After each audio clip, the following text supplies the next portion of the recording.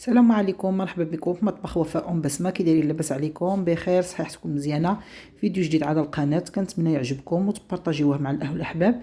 واللي كيكتشف القناه ديالنا لاول مره يفعلها مع الاحباب ديالو باش تعم الفائده للجميع.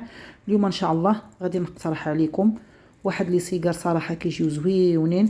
سمعوا ليا تقرميشه، كيجي واحد الصوت يعني هكا مقرمش رائع صراحه، كيجي هكا زوين. كنتمنى هذا الفيديو يعجبكم وتبارطاجيوه مع الاهل والاحباب باش تعمل الفائده للجميع ان شاء الله. بقاو معنا حتى لاخر الفيديو باش تكتشفوا الطريقه والمقادير. غادي نبداو على بركه الله. هنا غادي ناخذ واحد الكاس ديال السميده، كاس ديال العنبه. هنا كاس ديال السميده غادي نكب عليه كاس ديال الماء. هنا عندي الغرض بديك الكاس الماء نديرو على السميده، يعني بحال اللي كنرطب ديك السميده. ديك السميده كنرطبوها بحال اللي كتفزك. يعني هنا اللي بغى يعجن بالفينو يعجن بالفينو. انا هنا درت كاس ديال السميده كما كتلاحظوا معايا، كندي هكا في هذيك الماء وغادي نخليها حتى تشرب ليا ديك الماء كامل، يعني ديك السميده تشرب ديك الماء كله. من بعد ملي غادي نشوفها انها كما لاحظتوا ها هي حتى اللون ديالها كيتبدل، هنا صافي راها فزقات. غادي نزيد عليها هنا 320 غرام ديال الطحين، يعني 3 د الكيسان د العنبه ونصف. صافي هنا غادي ندير شويه ديال الملحه وخماره فقط، يعني ما غادي ندير حتى شي حاجه واحده اخرى. غادي نمشيو هاد العجين هكا، غادي نلموه هكا نجمعوه بيدينا، يعني ندخلوا ديك السميده مع الطحين وغادي نضيفوا يعني واحد نص كاس اخر تاع الماء. المهم هنا يقدر يوصل لكم كاس قل ربع او وكاس ونص، يعني 2 كيسان قل ربع او لا كاس ونص، هنا على حسب النوعيه ديال الطحين. كما كتعرفوا ان السميده راها كتشرب يعني وكتبغي ليك شويه. هنا اللي نديروها بالسميده يعني ماشي بحال الفينو ملي غير كنجمعوه وكنديروه في بلاستيكه هو كيعطينا الطعم بوحدو، يعني كيكون يعني كيترخى بسرعه. السميده لا، السميده كتبغي دليك مزيان، يعني كتبغي شويه ديال المجهود. صافي هنا من بعد ما جمعتها دلكتها غير واحد شويه ماشي بزاف، وغادي نخليها باش ترتاح. هنا هاد العمليه ضروري خليوها واحد الساعه هكا ولا على قد ما ارتاحت مزيان يعني، ونخليوها جانبا. غادي ندوزو نحضروا الحشوه ديالنا. كما قلت لكم نحطوا العجينه خليوها ترتاح وندوزو نحضروا الحشوه. هي هذيك تكون العجينه ديالنا ترخفت معنا.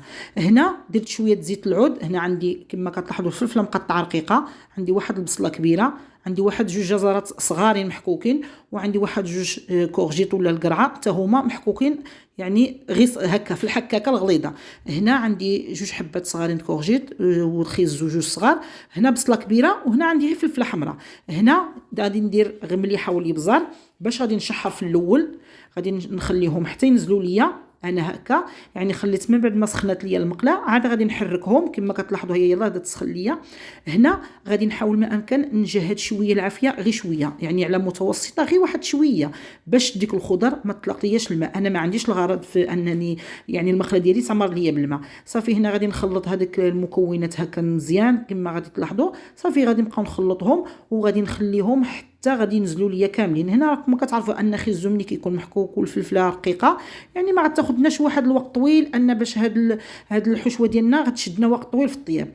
كما كتلاحظوا هنا من بعد ما نزلت ليا هنا كنزيد واحد 150 غرام ديال الكفته ديال اللدن. هنا بالنسبه للحوم كتبقى اختياريه، يمكن لكم تضيفوا اي حاجه بغيتو هكا لدن مقطع صغير او لا تخليو تشحروا في الاخر وتضيفوا عليها واحد العلبه اطون مع شويه ديال الزيتون او لا. مهم هنا كيبقى لكم الاختيار يعني اللي متوفر، وتقدروا تخليوها غير هكا غير خضار وتضيفوا معها غير الزيتون وواحد العلبه الشامبينيون حتى هي كتجي رائعه. يعني انا هنايا بالنسبه للحشوه انا كما قلت لكم يعني كتبقى لكم على حسب يعني حسب المتوفر في المنزل. هنا ملي تفتت ليا ديك الكفته ويعني صافي هنا كزيد شويه ديال القزبور ومعدنوس كانوا عندي في المجمد، اي واحد الكميه قليله. زدت واحد العطريه ديال الشاورما وواحد شويه ديال الحار وشويه ديال الصوجه. يعني هنايا اللي كيعجبو الزعتر يضيف الزعتر. انا صراحه كنت بغيت نضيفه ولكن مع الزربه نسيت ما درتوش، ولكن اللي بغى يديرو حتى هو راه كيعطي طعم رائع. صافي هنا غادي نشحروها وغادي نخليها غير واحد شويه تقله وغادي نخليوها جانبا حتى تبرد لينا، حيت ضروري خصنا الحشوه ديالنا يعني تكون بارده. يعني باش الا كانت سخونه راه غادي تقطع لينا العجين. هنا من بعد ما خلينا الحشوه ديالنا كتبرد كما لاحظتوا صافي طفينا عليها العافيه وخلينا كتبرد. هنا كما كتلاحظوا العجين هي يعني راها طالقه راسها راه تقريبا شي ساعه وهي كترتاح. هنا غادي ندلكها واحد شويه. هنا ضروري كما قلت لكم السميده، يعني السميده ماشي بحال الفينو، السميده كتبغي شويه دليك. الفينو كيعطينا الطوع بسرعه. صافي هنا غادي ندلكها هنا غير واحد شويه، يعني ماشي بزاف هكا، واحد 5 دقائق غادي ندلكها. صافي هنا غادي نقسمها على 4 ديال الاجزاء. يعني انا غادي نحتاج يعني 4 الكويرات، يعني بحال اللي كنقولوا 4 ديال الفطيرات، يعني 4 الرغيفات. هنا انا مقسمتهم، غادي نشوف القياس ديالهم. انا هنا عبرتهم درت فيهم 175 غرام في الوحده اللي خرجت ليا، يعني الميزان هو مضبوط. يعني بهاد 4 ديال الكويرات كل كويره فيها 175 غرام. صافي هنا غادي نبقى نقادهم باش نجيب الكويرات ديالي يكونوا باش يجوني المسمنات ديالي يكونوا قد، يعني ما تجينيش وحده كبيره وحده صغيره وتجيني وحده غليظه وحده لا. هنا كما كتلاحظوا يعني عبرتهم في الميزان. صافي لويتهم غادي ندهنهم هكا بشويه ديال الزيت وغادي نخليهم يرتاحوا غير هكا واحد 5 دقائق ولا 10 دقائق، يعني باش العجينه ملي كترتاح وكنبغيو نطلقوها يعني كما كتلاحظوا كتعطينا الطوع مزيان. هنا حيت حنا راه ما دايرين حتى شي اضافات، يعني دايرين غير الطحين والسميده والخميره والملح صافي.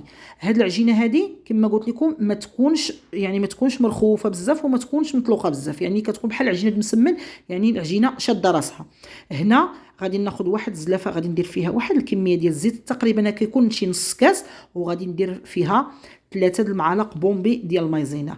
هاد الدور ديال المايزينا ملي كنطلقوا العجين ديالنا وكنكونوا كنسرحوا فيه هكا، ملي كندهنوا بها هذاك هو اللي كيعطينا هذاك الفلطاج ما بين الطويه، يعني كيعطينا ديك الفلطاج. يعني مايزينا راه معروفه انا ملي كنقرصوا بها كتعطينا كتخلي لنا يعني بين الطبقات يعني كتجيو مفرزين. هنا غادي نطلقها كما لاحظتوا معايا، انا درتها هنايا كبيره على شكل مربع، يعني من الاحسن ضروري تورقوها مزيان كما كتلاحظوا تكون العجينه رقيقه. هانتوما كتلاحظوا هنا راه بقيت نورق حتى بدات تقطع لي، يعني راها رقيقه بزاف. هنا غادي نديروا الطيه ديال المسمن ديالنا عاديه، يعني ما غاديش نديروا شي اضافه ولا شي حاجه. صافي هنا غادي نديروا هذا الجهه هذه غادي نقلبوها والجهه الثانيه يعني بحال ما كنديروا المسمن ديالنا عادي، غير هذه خصها يعني الصراحه تكون رقيقه. هنا فيما كنقلبوا العجينه كندهنوا شويه ديال ديك مايزينا والزيت، انا ما نحتاجوا لا زبده لا حتى شي حاجه. صافي هنايا غادي نقاد ديك المسمنه ديالي كما تلاحظوا، وصافي غادي نطويها عاديه بحال اللي كنديروا المسمن عادي. يعني هنا كيكون هو صراحه كيكون كبير. هنا ضروري كنديروا واحد الدهنه ما بين كل طبقه كنقلبوها وكنطويوها كندهنوا كما قلت لكم. هذاك هو السر باش كيخلي ان هذيك العجينه يعني كتجي هكا فيها هذيك الفلطاج كيجي باين، يعني باش ملي كنقطعوها ولا كنضربوا بالموس كيجينا هذيك الطبقات ديال العجين. انا غادي ندير معكم الثانيه هنايا، يعني غادي نكملهم كاملين. صافي غادي ندير نفس الشيء اللي درت الاولى، وغادي ندهن وغادي نطويها عاوتاني ونخليها جانبا. هنا هاد المسمن هذا من بعد ما غادي نكمل هذيك المسمنات اللي عندي ديك الكويرات ب4 بهم، يعني غادي نخليهم يرتاحوا واحد 5 دقائق ولا 10 دقائق، يعني ماشي بزاف، يعني غير باش تعاوننا ملي نكونوا كنطلقوا العجين ديالنا، يعني تساعدنا ما تبقاش ديك العجينه كتمطط معنا، يعني حنا كنطلقوا وهي كتجبد معنا، يعني كتكون خدات حقها يعني وارتاحت واحد شويه. كما كتلاحظوا راه العجينه كتكون مرخيه وكتكون صراحه هاد العجينه هذه غير جربوها على ضمانتي كتعطي واحد النتيجه رائعه.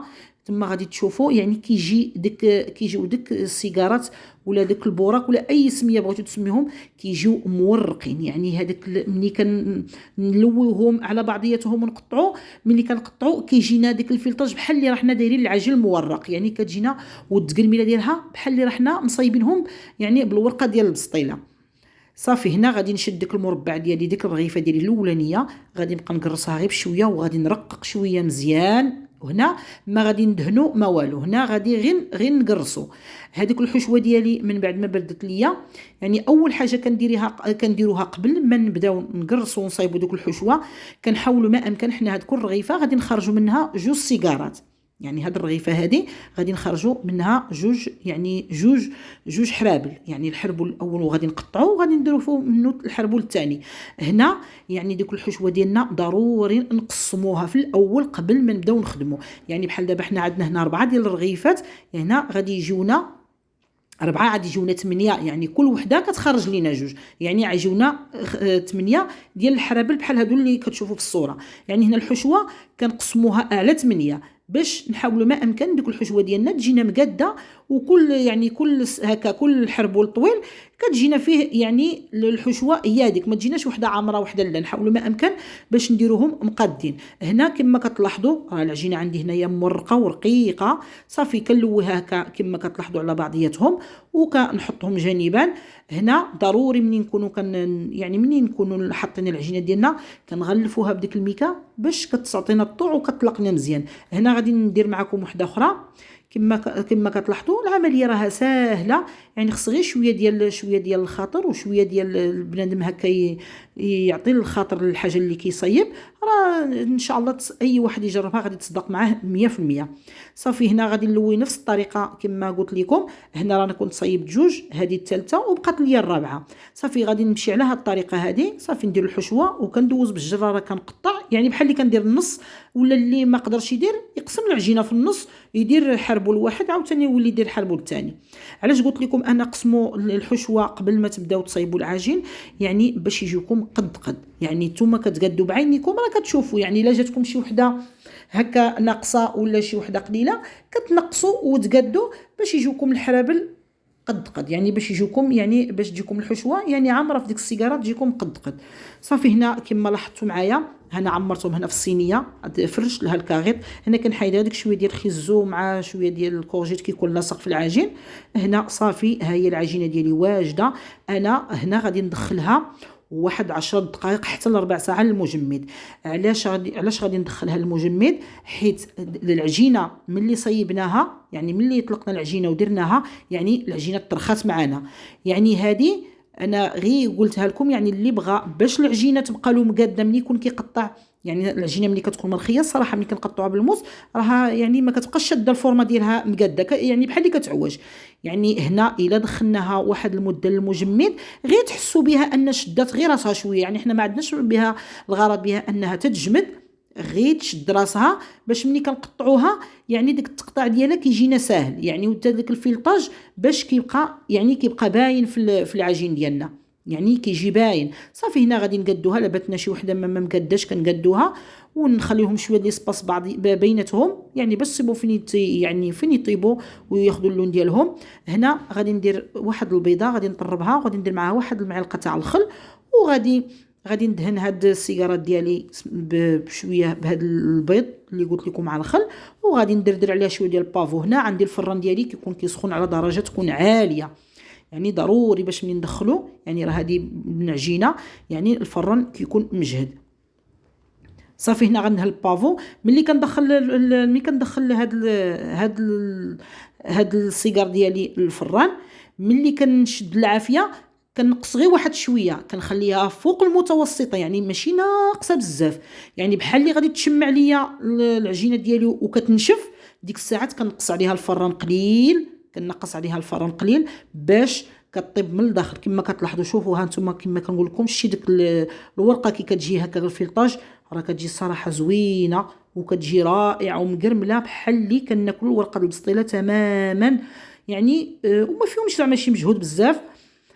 صراحه كيجيو غزالين، غير جربوهم على ضمانتي. انا هنا المقطع ديال الصوت يعني صراحه مشى ليا، يعني ولكن راه غير ملي كنبرك كما كتلاحظوا شتو كي كتجي ما كتجيش العجينه باينه تماما. هذاك هو المفعول ديال المايزينا اللي قلت لكم. كنتمنى يا ربي هذا الفيديو يعجبكم وتبارطاجيوه مع الاهل والاحباب وتوصلوه العديد من اللايكات، وشكرا لكم على المتابعه، والى فيديو قادم ان شاء الله.